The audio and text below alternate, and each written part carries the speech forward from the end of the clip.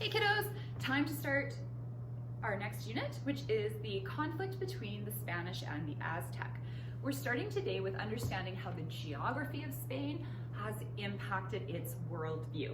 I know you love it when I draw you a hideous map, so here we go. Poorly drawn map. We have what today is known as Spain, with the general blobbiness that is Portugal over here to the side. What I want you to pay attention to, though, is that Spain is effectively blocked from the rest of Europe by a difficult to navigate mountain range, the Pyrenees. If you've heard of Great Pyrenees, the big like floofy dogs, those floofs come from here.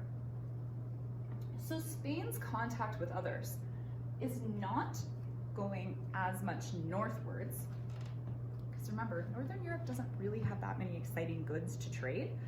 Spain's contact is going around the Mediterranean.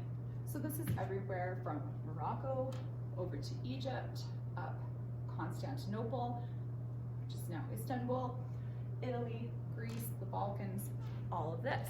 So Spain's worldview is one of contact, close contact with other religions. One of these types of contact is particularly negative for Spain because of the closeness right here at the Straits of Gibraltar. An army sails over from a North African Muslim kingdom known as the Moors. Now we remember from our talks about the Crusades that at the time the Islamic empires were the most tolerant, educated, knowledgeable places that one could live. The Islamic empires allowed Jewish people, Christian people to live within their civilizations with certain lacks of rights and freedoms, extra taxation. However, the tolerance level was much, much higher. So this Moorish empire expands, and it comes to take up a large section of the Iberian Peninsula. Within here, this Moorish empire, we have thriving libraries. Remember, knowledge being one of the pillars of Islam. We have knowledge collected, we have scientists, we have mathematicians, we have medical doctors, astronomers, philosophers, people who are translating Greek and Roman documents. We have these amazing treasure troves of information being stored and kept. In addition, we have beautiful architecture. I know in Spanish in grade 6, Miss Cameron talks about the Alhambra. This is a creation of the Moors. Now, to the north, where these Christian kingdoms have been pushed up, we have many small regional kingdoms. Many of them have their own distinct dialects. For example, Catalonian Spanish is very different. They are in conflict with each other, but remember that whole us and them? Right now, they're saying we will all have more goods, land, and resources if we forget our regional differences and we focus on this large difference between a group of people who look and worship differently than us.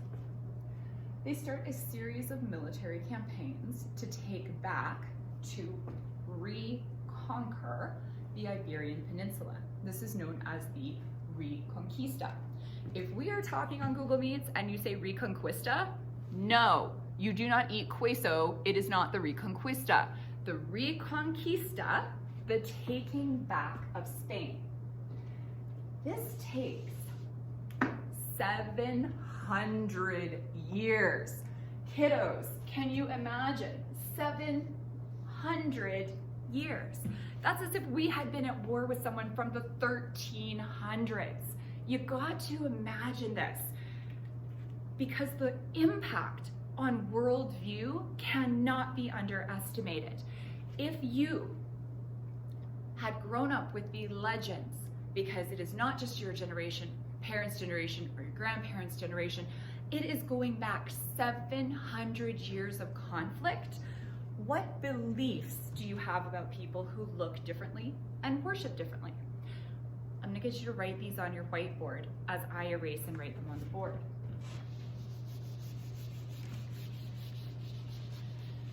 Some of you might have written that you have a belief in ethnocentrism. Absolutely, ethnocentrism comes into play here. Some of you might have written scary or wrong. These are absolutely valid. After 700 years of having a national, one word we use is zeitgeist. It kind of means the ghost of the time. It's like the invisible spirit that guides culture. So after 700 years of this being the narrative, the story of your country is this fight against people who look and worship differently, your values and beliefs, your worldview about people who look and worship differently are incredibly negative. So what do we value in life? If we have spent 700 years in armed conflicts, gradually taking back land and resources, we're not valuing negotiation. We're not valuing diplomacy. What kinds of values do you have? Again, I want you to write this on your whiteboard. What makes you a good, successful Spanish conquistador? Coming from that word conquer again. Okay, looking at your whiteboards, you might have said military strength. You might have said physical strength. You might have said religious devotion because we're fighting against people who worship differently than we do. All of those things were very true and valid. So Spanish worldview at the time, because of our geographical contact in a negative light with the Moorish Empire, comes across where our values and beliefs are ethnocentric, fundamentalist in our religion, because there is no room for doubt. There is no room for Protestantism. There is no room. If we are continually hearing, repeating, and believing the narrative that we are doing these things for our religion, that's it, kiddos. There is one religion, that is it in Spain. So we have religious fundamentalism, the idea that people who look and worship differently, I keep repeating that look and worship differently. Why do I keep repeating it? Because when we head to Mexico, what are we gonna find? People who look and worship differently. So we believe people who look and worship differently are not only wrong, but dangerous. And what's going to be the way we think about gaining wealth? After 700 years of armed conflict, where every time we take a city, we distribute the wealth among the conquerors, we kind of develop a worldview that might makes right, that if I have captured it, it belongs to me. And that when I start to look for how to get rich, I am looking outwards. I'm not looking inwards for manufacturing, for business opportunities, for trade. I'm looking outwards. What can I take and make mine? So we have Spanish worldview, and we can already predict the way they're going to think about the Aztec when they arrive, about any of the indigenous peoples when they arrive. They're going to think, you look different, you worship different. This makes you a threat, this makes you wrong. They're going to think, your goods are my goods if I can take them. I have the right to take them because I'm of the correct religion and culture. So, predictively, we know exactly what the Spanish are going to do. We can't predict the Aztec just yet, and they're a lot more complex, and we'll talk about them in a little bit. Okay, we're going live into Google Chats, and you are going to answer some questions for me.